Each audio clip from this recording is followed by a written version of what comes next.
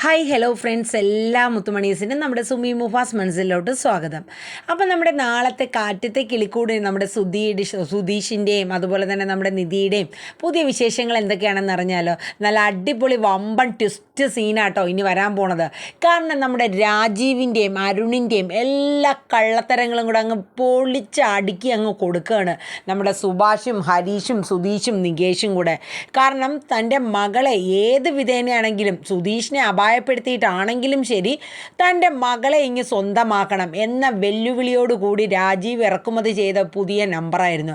പക്ഷേ അതിൽ നിന്നെല്ലാം മറികടന്ന് നമ്മുടെ സുധീഷ് ജീവനോടെ ഇങ്ങ് എത്തേണ്ട. സത്യം പറഞ്ഞാൽ ഒരു കയ്യാലപ്പുറത്തെ തേങ്ങ പോലുള്ള അവസ്ഥയാണ്. സുധീഷിൻ്റെ ജീവൻ പോലും നഷ്ടപ്പെടാനുള്ള സാധ്യത ഉണ്ടായിരുന്നു. കൃത്യസമയത്ത് നമ്മുടെ സുഭാഷും അതുപോലെ തന്നെ ഹരീഷും നികേഷും ഒക്കെ ഇടപെട്ട് ആ ഒരു ഭാഗ്യം ഉള്ളതുകൊണ്ട് ആ മൊബൈൽ കിട്ടിയതും അതുവഴി നമ്മുടെ സുധീഷിന് അവർ ഏകദേശം ഒരു റൂട്ട് മാപ്പ് കൊടുക്കാൻ പറ്റിയതുകൊണ്ടാണ് അവർക്ക് അവിടെ എത്തിച്ചേരാൻ പറ്റിയതും. ആ വണ്ടി ആക്സിഡൻറ്റിലൂടെ സുധീഷിനെ ആ വണ്ടിക്കകത്ത് നിന്ന് ഗുണ്ടകളുടെ കയ്യിൽ നിന്നൊക്കെ തിരിച്ച് കിട്ടിയതും അതുകൊണ്ട് തന്നെയാണ്. അങ്ങനെ നമ്മുടെ സുഭാഷ് വന്നു കഴിഞ്ഞപ്പോൾ തന്നെ നമ്മുടെ രാജീവിൻ്റെ അരുണിൻ്റെയും ഏകദേശം ഒരു എന്താ പറയണേ, ആ ഒരു ഇതൊക്കെ അങ്ങ് പോവുകയാണ്. കാര്യം എന്ന് വെച്ചാൽ കള്ളി വെളിച്ചത്താകുമോ എന്നുള്ള ഒരു ഭീതിയായിരുന്നു.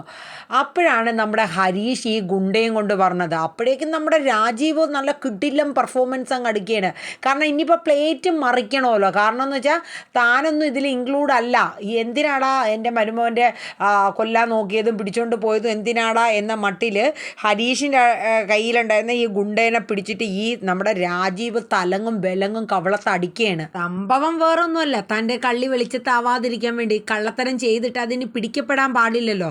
2 തല്ല അവന് കൊടുത്തിരുന്നാലും വേണ്ടൂല. അപ്പം ആ ഒരു നമ്പർ രാജീവ് ഒന്ന് ഇട്ട് നോക്കിയതാണ്. പക്ഷേ നമ്മുടെ സുധീഷും സുഭാഷൊക്കെ വിട്ടു കൊടുക്കുമോ? അപ്പം നമ്മുടെ സുഭാഷ് പറഞ്ഞു, അതെ ഇനി അയാളെ ഇത്ര തല്ലണ്ടെന്ന് പറഞ്ഞിട്ട് സുഭാഷ് രാജീവിനെ മാറ്റി നിർത്തുകയാണ് കേട്ടോ. എന്നിട്ട് പറഞ്ഞു ഇവനെ തല്ലേണ്ട കാര്യമൊന്നുമില്ല. അപ്പോൾ പറഞ്ഞു രാജീവ് ഉടൻ തന്നെ നിധിയുടെ മുമ്പിൽ ആ രീതിയിലൊന്ന് പെർഫോം ചെയ്യണമല്ലോ.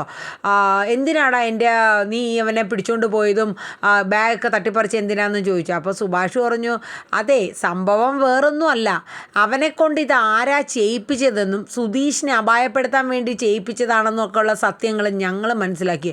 അപ്പോൾ അരുണും രാജീവും ചോദിക്കുക. അപ്പോൾ അരുൺ ചോദിച്ചു, അതിന് ആരാ അങ്ങനെ അപായപ്പെടുത്തിയത്, ആരാണെന്ന് നിങ്ങൾക്കറിയില്ലേ? അപ്പം നിധി ചോദിച്ചു, എന്തൊക്കെയാണ് സുഭാഷ് ചേട്ടാ പറയണത്? സത്യം പറഞ്ഞാൽ നിധി ആട്ടം അറിയാണ്ട് കളി കാണുന്ന ഒരവസ്ഥയാണ്. നമ്മൾ മനസ്സിലായില്ല, ആ ഒരു പഴഞ്ചൊല്ലി ഞാൻ ഇവിടെ യൂസ് ചെയ്തെന്നുള്ളൂ ഗൈസ്. അതായത് നിധിക്ക് സത്യം പറഞ്ഞാൽ ഒന്നും അറിയില്ല ഇവരെന്തൊക്കെയാണ് ചെയ്യണത്. ഒരു വശത്ത് തൻ്റെ സ്വന്തം അച്ഛനും അമ്മയും ആങ്ങളെയും ഒക്കെയാണ്, മറുവശത്ത് സുധീഷും ഫാമിലി. ഇതിലേത് വിശ്വസിക്കണം, എന്താണ് ഇവിടെ നടക്കുന്നത് ഒന്നും നിധിക്ക് പിടുത്തം കിട്ടുന്നില്ല. അപ്പം നമ്മുടെ സുധീഷ് പറഞ്ഞ്, അതെ എന്നെ അപായപ്പെടുത്താനായിട്ട് ശ്രമിച്ചത് എവരാണെന്ന് പറയാം. അപ്പം നിധി ചോദിക്കും, എന്താ സുധീഷെ പറയണേ? അപ്പം നമ്മുടെ സുഭാഷ് പറഞ്ഞു കൊടുക്കുക, അതേ മോളെ.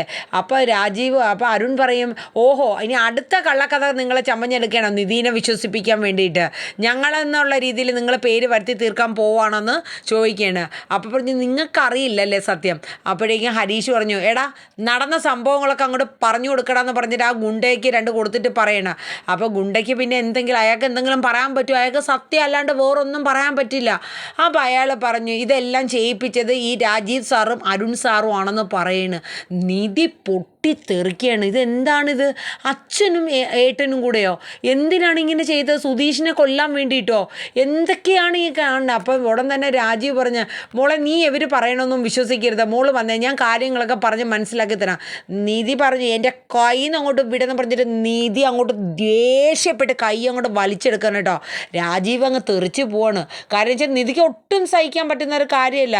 കാരണം ഒരിക്കൽ തന്നെ ഈ വീട്ടിൽ തൻ്റെ സർട്ടിഫിക്കറ്റ് എടുക്കാൻ വന്നപ്പോൾ തൻ്റെ അത്രയും വർഷത്തെ പ്രയത്നം തന്നെ കൊല്ലുന്നതിന് തുല്യമായിട്ടാണ് അച്ഛൻ ആ സർട്ടിഫിക്കറ്റ്സ് എല്ലാം കൂടെ കത്തിച്ച് കളഞ്ഞത്.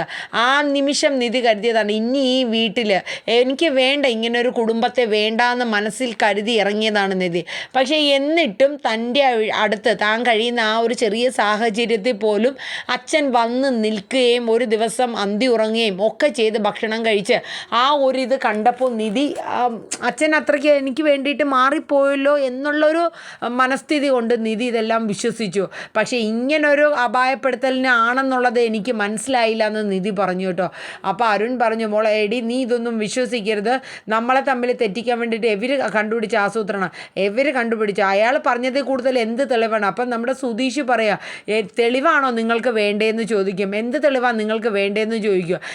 എന്നിട്ട് നിധിയുടെ അടുത്ത് പറയുന്നുണ്ട്, നിധിക്കറിയാമോ നിൻ്റെ അച്ഛൻ രാജീവ്, ഈ നിൽക്കുന്ന മനുഷ്യൻ നമ്മുടെ വീട്ടിൽ വരുന്നതിനും ഒരാഴ്ച മുന്നേ ഞാൻ പറഞ്ഞല്ലോ എൻ്റെ ഒരു ഓട്ടത്തിൽ വെച്ച് നിൻ്റെ അച്ഛനെ ഞാൻ കണ്ടു എന്ന്.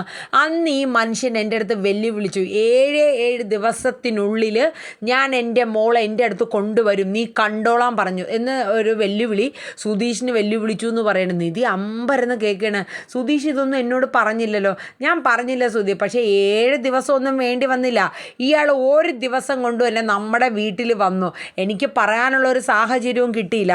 പക്ഷേ ഇയാൾ വന്ന് ഇയാളുടെ പെർഫോമൻസും ഇയാളുടെ രീതിയും കണ്ടപ്പോൾ ഞാൻ മനസ്സിൽ കരുതി, ഇനി ഇയാൾ എന്താ കരുതിയിരിക്കണേന്ന് അറിഞ്ഞുകൂടാ, എന്തായാലും ഞാനും രണ്ടും കൽപ്പിച്ച് നിൽക്കുക എന്നുള്ള രീതിയിൽ സുധീഷ് നിന്നു.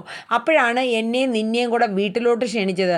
നിനക്കറിയാവോ, ഞാൻ ഈ വീട്ടിൽ വന്നിട്ട് ഇവർ രണ്ടുപേരും നിന്നെ കാണിക്കുന്ന നീ എൻ്റെ അടുത്തുള്ളപ്പം മാത്രം മരുമകനെയെന്നും മോനെയെന്നും വിളിക്കും. അല്ലാത്തപ്പോൾ വെറും പട്ടിയെ പോലെ നീ ഒരു ദിവസം അമ്പലത്തിൽ പോയിട്ട് വന്നപ്പോൾ ഞാൻ നിലത്തിരുന്നില്ലേ, നിനക്ക് ഞങ്ങളുടെ സെറ്റിയിലിരിക്കാനുള്ള യോഗ്യത ഉണ്ടോടാന്നും പറഞ്ഞ് ഇവരെന്നെ തല്ലി താഴെ ഇരുത്തിയതാണ് നിധി എന്ന് പറഞ്ഞു. ഇതൊക്കെ കേട്ടിട്ട് നിധിക്ക് അങ്ങ് ചങ്ക് പൊട്ടണം, എനിക്ക് സങ്കടം തോന്നുക. എന്തിനാ സുധീഷ് ഇത്രയൊക്കെ സഹിച്ച് ഇവരുടെ മുന്നിൽ സുധീഷ് നിന്നത് ആർക്കും വേണ്ടിയിട്ടാന്നൊക്കെ ചോദിക്കുക. അപ്പോൾ സുധീഷ് പറയും, നിധിയുടെ സന്തോഷം ഞാൻ കാരണം കെട്ടു പോണ്ട എന്ന് കരുതിയിട്ട് മാത്രമാണെന്ന് പറയും. നിധി നിന്നങ്ങ് മനസ്സ് ഉരുകി വിതുമ്പാണ് കേട്ടോ. കാര്യം എന്ന് വെച്ചാൽ എനിക്ക് വേണ്ടിയിട്ട് ഇത്രയും കഷ്ടപ്പെട്ട് ഇത്രയും സഹിച്ച് സുധീഷിന് എന്തെങ്കിലും സംഭവിച്ചെങ്കിലോ. അപ്പോഴേക്കും അരുണ് അതിൻ്റെ ഇടയിൽ പറയണേ, ഇവർ പറയണമെന്ന് നീ വിശ്വസിക്കരുത്, നമ്മളെ തമ്മിൽ അകറ്റാൻ നിങ്ങളുടെ അഭിനയമൊക്കെ നിങ്ങൾ നിർത്തുമെന്ന് പറഞ്ഞു. ഇത്രയും സ്വന്തം മകളാണെന്ന ഒരു പരിഗണന പോലും നിങ്ങൾ എനിക്ക് തന്നില്ല എന്ന് രാജീവിൻ്റെ അടുത്ത് പറയാം. നിങ്ങൾ എന്നെ സ്നേഹിക്കുകയല്ലേ ചെയ്യുന്നത്, നിങ്ങളൊരു മകളുടെ സ്ഥാനം പോലും എനിക്ക് തന്നിട്ടില്ല എന്നുള്ളത് എനിക്ക് ഈ ഒരു കാര്യം കൊണ്ട് തന്നെ വ്യക്തമായെന്നൊക്കെ പറഞ്ഞ് നിധി ഭയങ്കരമായിട്ട് ഷൗട്ട് ചെയ്യണം കേട്ടോ. അപ്പോൾ രാജീവിനൊന്ന് പറയാനുള്ള ഒരു ചാൻസ് പോലും നിധി കൊടുക്കണില്ല, അമ്മാതിരി. അപ്പോഴേക്കും നമ്മുടെ സുഭാഷ് പറഞ്ഞു, അതെ നിങ്ങൾ എൻ്റെ വീട്ടിൽ വന്ന സമയത്ത് നിങ്ങൾ നിധിയുടെ അച്ഛനായിട്ട് വന്നു, ആ ഒരു മര്യാദയും പരിഗണനയും ഞങ്ങൾ തന്നു. പക്ഷേ നിങ്ങളുടെ മനസ്സിൻ്റെ ഉള്ളിൽ ഇങ്ങനത്തെ ഒരു കൊടും വിഷം ഉണ്ടായിരുന്നു എന്നുള്ള കാര്യം എനിക്കറിയില്ലായിരുന്നു. ഇത് ആദ്യത്തെ അവസാനത്തെ ആയിട്ട് നിങ്ങൾക്ക് തരുന്ന ഒരു താക്കീതാണ്. എൻ്റെ അനുജന് എന്തെങ്കിലും പറ്റിയിട്ടുണ്ടായിരുന്നുവെങ്കിൽ ഇന്ന് നിങ്ങളെ എൻ്റെ ഈ ഒരു മുഖം മാത്രമേ കണ്ടിട്ടുള്ളൂ. ഈ സുഭാഷിന് വേറൊരു മുഖം കൂടെ ഉണ്ട്. എൻ്റെ 3 അനുജന്മാരുടെയും ദേഹത്തൊരു പോറൽ വീണിട്ടുണ്ടെങ്കിൽ എനിക്കത് സഹിക്കാൻ പറ്റില്ല എന്നൊക്കെ പറഞ്ഞിട്ട് സുഭാഷ് നല്ല മാസ് ഡയലോഗ് അങ്ങ് അടിക്കാൻ കേട്ടോ. കാര്യം വെച്ചാൽ സുഭാഷിൻ്റെ അനിയന്മാർക്ക് എന്തെങ്കിലും പറ്റിയെന്ന് കഴിഞ്ഞാൽ സുഭാഷിന് സഹിക്കാൻ പറ്റില്ല, അത് വേറെ കാര്യമാണ്. അപ്പോൾ ഹരീഷ് പറയുന്നുണ്ട്, എന്തിനായിട്ട് അവനോടൊക്കെ ഇങ്ങനെ സംസാരിക്കേണ്ടത്, അവനോടൊന്നും ഇങ്ങനെയല്ല സംസാരിക്കേണ്ടത്, നല്ലത് അങ്ങോട്ട് കൊടുത്ത് സംസാരിക്കുന്നു പറയും. അപ്പോൾ സുഭാഷ് പറയും, നിധിയെ ഓർത്തും മാത്രം, പക്ഷേ ഇനി എങ്ങാനും എൻ്റെ വീടിൻ്റെ അടുത്തോ പരിസരത്തോ നിങ്ങളുടെ തലവെട്ടം കണ്ടു എന്ന് അറിഞ്ഞു കഴിഞ്ഞാൽ എന്നൊക്കെ പറഞ്ഞ് സുഭാഷ് നല്ല താക്കീത് കൊടുക്കുകയാണ്. ഇതേ സമയം നിധി നന്നായിട്ട് തന്നെ പറയുന്നുണ്ട് കേട്ടോ. അരുണിനും രാജീവിനും ഒന്നും പറയാൻ വോയിസ് ഇല്ല. അരുൺ അപ്പം പറയുന്നുണ്ട്, നിധിയുടെ കൈ പിടിച്ചിട്ട് പറയുന്നുണ്ട്, നിധി നീ ഇതൊന്നും വിശ്വസിക്കില്ല, യഥാർത്ഥത്തിൽ നടന്ന സംഭവം ഇതൊന്നുമല്ല, യഥാർത്ഥത്തിൽ നടന്ന സംഭവം നിങ്ങളൊരു ആങ്ങളെയാണോ, നിങ്ങൾ എൻ്റെ കൂടപ്പിറപ്പ് തന്നെയാണോ എന്നൊക്കെ നിധി ചോദിച്ചിട്ട് ആ കൈയൊക്കെ തട്ടി മാറ്റിയിട്ട് നിധി അകത്തേക്ക് പോവുകയാണ് കേട്ടോ. അകത്തേക്ക് പോയിട്ട് സുഭാഷിൻ്റെയും നിധിയുടെയും ബാഗ് ഇങ്ങെടുത്തോണ്ട് വരികയാണ്. എന്നിട്ട് പറയും, ബാ സുഭാഷ് ചേട്ടാ, സുധീഷേ ബാ നമുക്ക് പോകാം, ഇനി ഒരു നിമിഷം നമുക്കിവിടെ നിൽക്കണ്ടെന്ന് പറഞ്ഞ് നിധി നിറകണ്ണോടെ ഇറങ്ങുകയാണ് കേട്ടോ. അപ്പോഴേക്കും സുഭാഷ് പറഞ്ഞതൊന്നും മറന്നു പോകണ്ട, ഇനി മേലിൽ ഈ വക നമ്പറുകളുമായിട്ട് ഇനി മേലിൽ ഞങ്ങളുടെ അടുത്ത് വന്നാൽ താൻ വിവരം അറിയും എന്ന് പറഞ്ഞിട്ട് എന്നെ ഇറങ്ങുകയാണ് കേട്ടോ. അങ്ങനെ അവർ പുറത്തിറങ്ങി കഴിഞ്ഞപ്പോഴത്തേക്കും നിധി സുഭാഷിനെ കൈ കൂപ്പിക്കൊണ്ട് പറയുന്നുണ്ട്, സുഭാഷ് ചേട്ടാ എന്നോട് ക്ഷമിക്കണം, ഇതൊന്നും ഞാൻ അറിഞ്ഞില്ലായിരുന്നു, എന്നോട് ക്ഷമിക്കണം, സുധീഷിന് എന്തെങ്കിലും പറ്റിയിരുന്നെങ്കിൽ ഞാൻ എന്ത് ചെയ്തേനെ എന്നൊക്കെ ഉള്ളൊരിത്. സുധീഷിന് സത്യം പറഞ്ഞാൽ അത് കേട്ടപ്പോൾ നിധി തന്നെ അപ്പം ശരിക്കും നിധിക്ക് എന്നോട് ഇഷ്ടമൊക്കെയാണ്, സുധീഷ് മനസ്സിൽ ഇങ്ങനെയൊക്കെ ചിന്തിക്കുകയാണ്, അപ്പോൾ എനിക്ക് എന്തെങ്കിലും പറ്റിയാൽ നിധിക്ക് വിഷമമൊക്കെ ഉണ്ടാകും എന്നൊക്കെ ഒരു തോന്നലാണ് കേട്ടോ. ഇതേ സമയം സുധീഷ് പറഞ്ഞ്, അതെ ഒരു മിനിറ്റ് ഞാൻ ഇപ്പോൾ വരാമെന്ന് പറഞ്ഞിട്ട് സുധീഷ് അകത്തേക്ക് കയറിപ്പോണ്. അപ്പോഴേക്കും വെളുത്ത് താൻ ഇത്രയും ബ്ലണ്ടറായി പോയല്ലോ എന്നുള്ള രീതിയിൽ അരുണും പിന്നെ രാജീവൊക്കെ പകച്ചിങ്ങനെ നിൽക്കണം. എന്നിട്ട് സുധീഷ് നേരെ അരുണിൻ്റെ അടുത്ത് ചെന്നിട്ട് അരുണിൻ്റെ ആ ഒരു ഉടുപ്പയിൽ അങ്ങോട്ട് കുത്തിപ്പിടിച്ചിട്ട് 4-5 കീറ മുഖത്ത് നോക്കി കൊടുക്കണം. ഇതേ നിൻ്റെ ഗുണ്ടകൾ എന്നോട് ചെയ്തതിന് ഞാൻ ഇത്രയെങ്കിലും ചെയ്തില്ലെങ്കിൽ ശരിയാവില്ല എന്ന് പറഞ്ഞു കേട്ടോ. എന്നിട്ട് കൊടുത്തു നല്ല കീറ് മോന്തക്കിട്ട് എന്നെ കൊടുക്കുകയാണ്. ആ സമയം രാജീവ് തടയാൻ ചെന്നു. അതെ താൻ മാറി നിന്നോ, തൻ്റെ പ്രായത്തെ പരിഗണിച്ച് മാത്രം ഞാൻ തന്നെ വെറുതെ വിടണമെന്ന് പറഞ്ഞു. എന്നിട്ട് സുധീഷ് 2-3 കീറും കൂടെ അരുണിൻ്റെ മോന്തക്കിട്ട് കൊടുക്കുകയാണ് കേട്ടോ. കൊടുത്തിട്ട് ആ ടേബിളിൽ ഇരുന്ന താക്കോലങ്ങ് എടുത്തു കാറിൻ്റെ. അതെ എന്നെ തട്ടിക്കൊണ്ട് പോകാൻ വേണ്ടി നിങ്ങൾ തയ്യാറാക്കിയ കാറാണ്. ഈ കാറങ്ങ് ഞാൻ കൊണ്ടുപോവേണ്ട. ഇനി ഈ കാറ് നിങ്ങൾക്ക് ആവശ്യമുണ്ടെങ്കിൽ നിങ്ങളെ ഡ്രൈവറോ ആരാന്ന് വെച്ചാൽ എൻ്റെ വീട്ടിലോട്ടങ്ങ് വിട്ടാൽ മതി, കാറങ്ങ് കൊടുത്തു വിട്ടേക്കാന്ന് പറഞ്ഞു. എന്നിട്ട് സുധീഷ് നല്ല മാസ് ഡയലോഗൊക്കെ അടിച്ചിട്ട് സിനിമ സ്റ്റൈൽ അങ്ങോട്ട് ഇറങ്ങുകയാണ് കേട്ടോ. രാജീവും അരുണും അങ്ങോട്ട് പേടിച്ച് പകച്ച് നിൽക്കുകയാണ്. എന്ത് പറയാൻ എന്ത് ചെയ്യാൻ, എല്ലാം പൊളിഞ്ഞ് തീർന്നില്ലേ.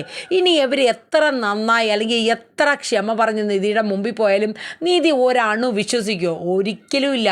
നിധി ഇതുകൊണ്ട് നിധി കോലൊടിച്ചിടയാണ്. അതാണ് സിറ്റുവേഷൻ. അങ്ങനെ സുധീഷ് താക്കോലെടുത്തുകൊണ്ട് വെളിയിറങ്ങിയപ്പോൾ സുഭാഷ് പറഞ്ഞു നമ്മളിനിയിപ്പോൾ എങ്ങനെയാണ് പോണേ, 2 വീലറിലാണെങ്കിൽ എല്ലാവർക്കും പോകാൻ പറ്റില്ല. അപ്പോൾ സുധീഷ് പറഞ്ഞു അതെ ഇവിടുത്തെ കാറിൻ്റെ താക്കോൽ ഞാൻ എടുത്തു. എടാ ഇതെന്തിനാ നീ എടുത്തത്? സുഭാഷും ഹരീഷും ഒക്കെ ചോദിച്ചു. അപ്പോൾ പറഞ്ഞു അതെ ഈ കാറ് കൊണ്ടു, അവർക്ക് കാറ് വേണമെങ്കിൽ വീട്ടിൽ വന്നാൽ ഡ്രൈവറെ വിട്ട് അവർ വേണമെങ്കിൽ എടുത്തോളൂ, എന്തായാലും നമുക്ക് ഒരുമിച്ച് പോകാമെന്ന് പറഞ്ഞ് സുധീഷ് ആ കാർ അങ്ങോട്ട് എടുക്കുകയാണ്. അങ്ങനെ എല്ലാവരും കൂടെ കയറി. അങ്ങനെ നിധി ഫ്രണ്ടിൽ കയറി, അവർ 3 പേരും പുറകിലൊക്കെ കയറി. അവർ നല്ല ഹാപ്പി ആയിട്ട്, നികേഷിനൊക്കെ ഭയങ്കര, ഇതിൻ്റെ ഇടയിൽ നികേഷൊക്കെ നല്ല മാസ് ഡയലോഗൊക്കെ രാജീവിൻ്റെ അടുത്ത് ആ വഴക്കുണ്ടാവണ സമയത്ത് കടിക്കുന്നുണ്ട് കേട്ടോ. ഞാനത് പറയാൻ വിട്ടുപോയി. നികേഷും ഹരീഷും സുഭാഷും നല്ല ഡയലോഗ് തന്നെ കൊടുക്കുന്നുണ്ട്. അതിൽ നിന്ന് നല്ല മാസ് ഡയലോഗ് നിധിയും കൊടുക്കുന്നുണ്ട്. അങ്ങനെ ഹേമയൊക്കെ ബ്ലണ്ടർ അടിച്ച് നിൽപ്പുണ്ട്. ഹേമയ്ക്കൊന്നും പറഞ്ഞ ഒരു കാര്യമില്ല. കാരണം വെച്ചാൽ ഇത്രയും വലിയൊരു ചതി ഒരിക്കലും ചെയ്യുമെന്ന് നിധി പോലും വിശ്വസിക്കുന്നില്ല. സ്വന്തം അച്ഛനും അമ്മയൊക്കെ കൂടപ്പിറപ്പും ആണെന്നുള്ളൊരു കാര്യം കൂടെ നമ്മൾ ഓർക്കണം അല്ലേ. ഒരിക്കലും ഇങ്ങനെ ഒരു ഇത് ചെയ്യില്ല. മരുമകനായിട്ടുള്ള ഒരാളെ കൊന്നിട്ടാണെങ്കിലും തൻ്റെ മോളെ തിരിച്ചെടുക്കുക എന്നുള്ള ഒരു ദുഷ്ട ചിന്താഗതിയാണ്. അങ്ങനെ അവർ കാറിലൊക്കെ സുഭാഷും നിധിയും ഒക്കെ കയറി പോവാണ്. പക്ഷേ നിധിക്കാണെങ്കിലും മുഖത്ത് ഭയങ്കര വിഷമം കേട്ടോ. താൻ കാരണമല്ലേ ഇങ്ങനെ ഒരു ഇതൊക്കെ വന്നത് എന്നൊക്കെയുള്ള ഒരു കുറ്റബോധം. അപ്പം സുഭാഷും സുധീഷൊക്കെ പറയും എന്തിനാണ് ഇങ്ങനെ മുഖമൊക്കെ വിഷമിച്ചിരിക്കണേ, ഹാപ്പി ആയിട്ട് ഇരിക്കുന്നൊക്കെ പറഞ്ഞ് അവരങ്ങനെ യാത്രയൊക്കെ തുടങ്ങി. അങ്ങനെ വീട്ടിലെത്തിക്കഴിഞ്ഞപ്പോൾ കാണാം നമ്മുടെ ഭാസ്കരൻ ആകെ ടെൻഷൻ അടിച്ചിരിക്കുകയാണ്. പക്ഷേ ഭാസ്കർ ആ സങ്കടമൊന്നും ഇവരെ കണ്ടപ്പോൾ പെട്ടെന്ന് അങ്ങോട്ട് പ്രകടിപ്പിച്ചില്ല. എത്തി എന്നുള്ള രീതിയിൽ അവരകത്ത് കയറിപ്പോയി. അപ്പോൾ ഒന്നും ചോദിക്കാനൊന്നും നിന്നില്ലട്ടെ. എന്നിട്ട് പിന്നെ ഇവരെ കണ്ടു കഴിഞ്ഞപ്പോഴാണ് ഭാസ്കറിന് ഒരു ആശ്വാസമായത്. പക്ഷേ അത് മുഖത്തോ അല്ലെങ്കിൽ അതൊന്നും പ്രകടിപ്പിക്കാൻ ഭാസ്കറിന് അറിയില്ല. ഭാസ്കർ അമ്മാതിരി ടെൻഷൻ അടിച്ചാണ് ആ വീട്ടിൽ ഇരുന്നത്. അങ്ങനെ അവരെല്ലാവരും എത്തിക്കഴിഞ്ഞു എന്ന് മനസ്സിലാക്കി കഴിഞ്ഞപ്പോൾ ഭാസ്കരൻ അങ്ങ് നീണ്ടു നിവർന്ന് കിടന്നു.